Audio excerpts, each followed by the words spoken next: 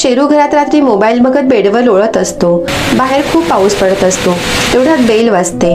तो उठून दरवाजा उघडतो. बाहेर एक छोटा मुलगा उभा असतो. तो खूप भिजलेला आणि गोंधळलेला असतो. तो शेरूला बोलतो, मला खूप थंडी वाजते, मी आत येऊ का? शेरू त्याला आतमध्ये घेतो. शेरू त्याला टॉवेल देतो, पण त्या मुलाचा आवाज विचित्र आणि थंडगार असतो. शेरू विचारतो, तुझं नाव काय? तुझं घर कुठे आहे? मुलगा काहीच बोलत नाही. फक्त शेरूच्या घरात इकडे तिकडे पाहतो आणि हसायला लागतो. शेरू विचारतो, काय झालं, का हसतोस? मुलगा बोलतो, तू इथे एकटाच राहतोस ना? शेरूला थोडं विचित्र वाटतं. तेवढ्यात अचानक टीव्ही आपोआप सुरू होतो आणि त्यात दिसतं शेरूच्या घराचा दरवाजा, जिथे शेरू आणि तो मुलगा उभे असतात. शेरू भीतीने मुलाकडे बघतो, पण मुलगा आता तिथे नसतो. शेरू घामाघूम होतो.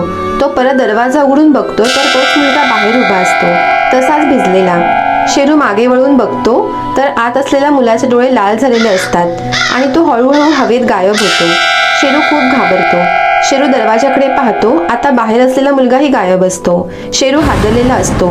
तो टीव्ही बंद करतो, पण टीव्ही स्क्रीनमध्ये अजूनही एक सावली दिसत असते, तीच मुलाची. परत बेल वाजते.